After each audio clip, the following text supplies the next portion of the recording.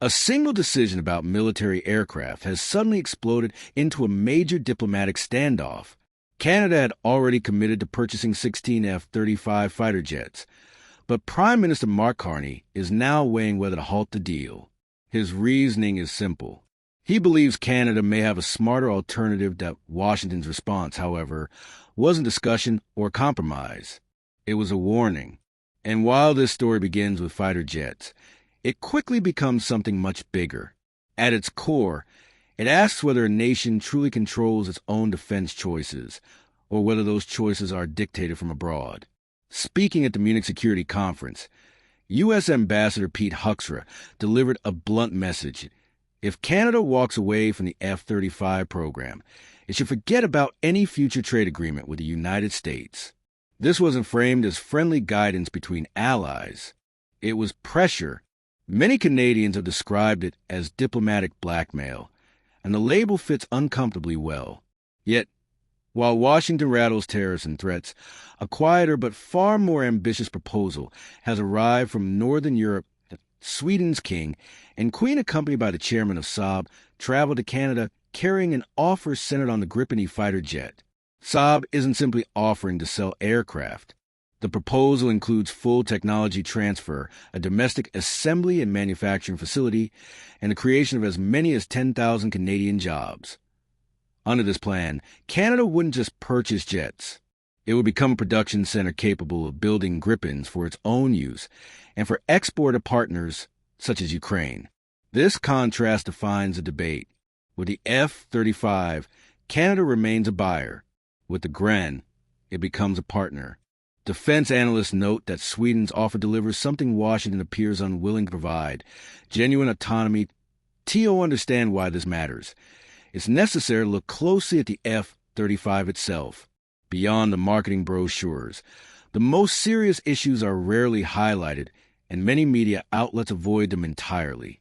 The first concern is operational readiness. In a recent U.S. Senate hearing, Senator Roger Wicker acknowledged an uncomfortable reality. Many F-35s are frequently grounded and unable to fly. Their readiness rates fall far short of original promises. This wasn't criticism from foreign observers. It came from American officials. Reports from the U.S. Government Accountability Office reveal that maintenance and repair costs have exceeded projections by $6 billion, with timelines slipping by at least 5 years. When government invests tens of billions in a weapon system, reliability isn't optional. Yet, the performance record tells a different story.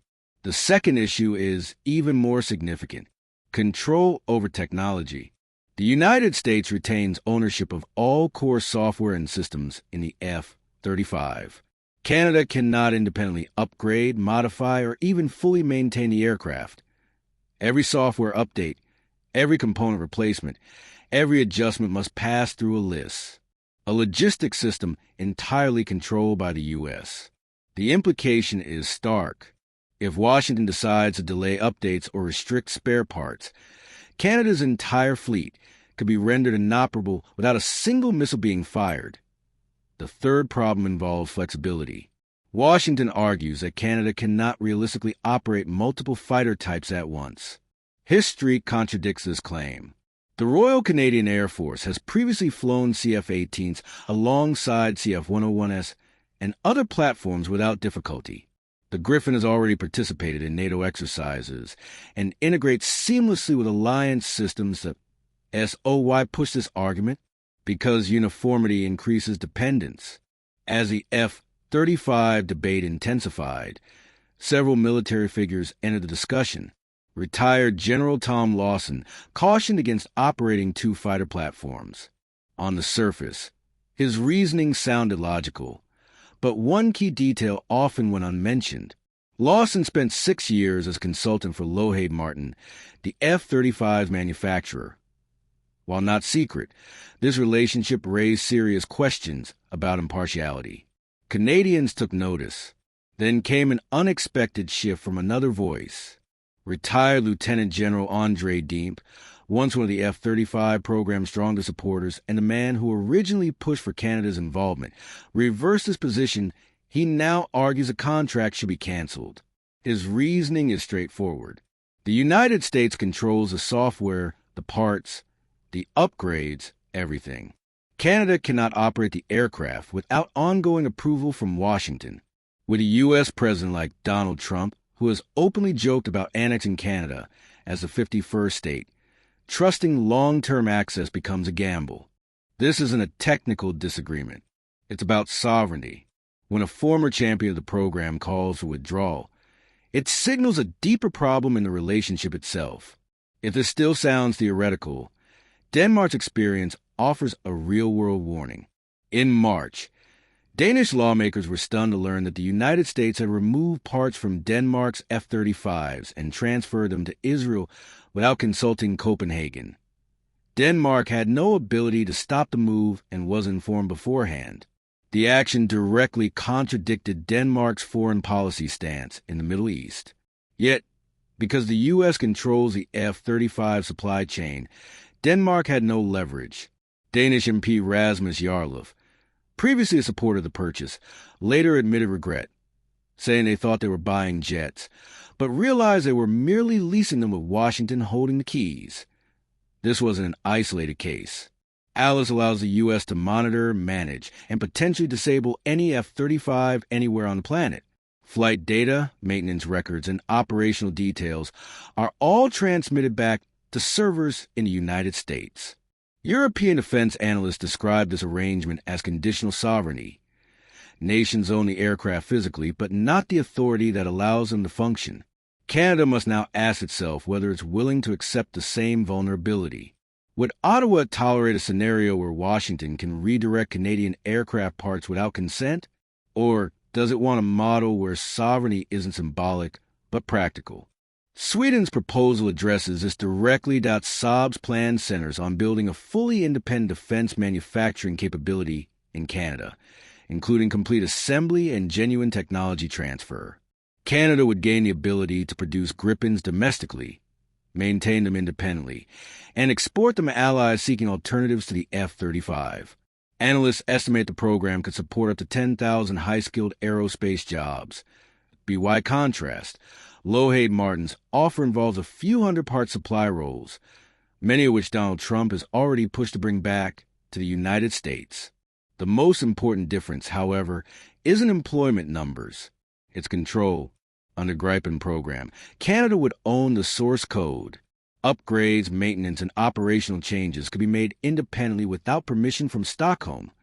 There's no ALS-style system monitoring every move and no risk of politically motivated parts embargoes. Sweden's philosophy comes from experience. During the Cold War, it faced pressure from both superpower blocs and learned that technological independence is essential for political independence. The Gripen was designed around that principle. European experts refer to this as sovereign sustainment, the ability to keep military assets operational without external approval. This concept isn't marketing language. It's embedded in the aircraft design. Strategically, Sweden and Canada also share common needs.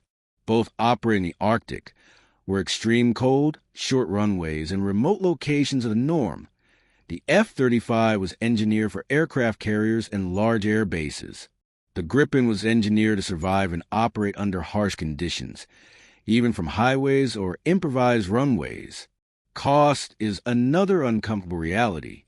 Lockheed Martin often promotes the F-35's unit price at roughly $85 million. That figure reflects only the purchase. Lifetime costs tell a different story. Canada's Auditor General estimates that operating 88 F-35s over 30 years could cost up to $50 billion, excluding additional expenses from U.S.-driven price increases or restricted upgrades. Flight hour costs range from $35,000 to $47,000. By comparison, the Gripen averages around $8,000 per flight hour based on data from NATO exercises involving both aircraft. The question isn't just how much Canada pays, but where the money goes. F-35 spending largely flows to Lockheed Martin and U.S. subcontractors with limited returns to Canada. Under the Gripen plan, investment stays in Canadian factories, training programs, and infrastructure. That isn't just defense spending, it's national development. Auditor General Karen Hogan has also highlighted additional hidden costs tied to the F-35, including use-mandated redesigns of hangars at Cold Lake and Baggetville, costing hundreds of millions and pushing timelines toward 2031. So, Canada must decide whether it's purchasing aircraft or paying rent on someone else's system. This brings the debate back to diplomacy. When Ambassador Huckster threatened Canada with economic consequences for reconsidering the F-35, he wasn't defending shared security. He was protecting corporate interests. A truly superior product doesn't need intimidation to sell itself. It succeeds through performance, reliability, and value. The choice of ultimatums reveals weakness, not strength. Canada now stands at a crossroads. One path means accepting pressure, committing to the F-35, and hoping relations with Washington remain stable for decades despite unpredictable leadership and rhetoric about annexation. The other path is more uncertain but clearer, choosing the gripe in, building domestic capability, and asserting that Canadian sovereignty isn't negotiable. There may be consequences. Tariffs could follow. Diplomatic friction is likely. But Canadians must decide what matters more, avoiding short-term conflict or securing long-term autonomy. Prime Minister Mark Carney has said his responsibility is to choose what's best for Canada, not for Washington or Lockheed Martin. The funding exists. The real question isn't financial. It's whether Canada has a resolve to make its own decisions. Because if a nation can't independently choose how to defend its own airspace, then sovereignty becomes an empty word. This analysis is based on publicly available information and reflects no classified material or official positions. References to countries, companies, and individuals are used solely to explain political and economic dynamics. If this helped clarify what's happened behind closed doors, consider liking and subscribing as we continue examining the stories others avoid.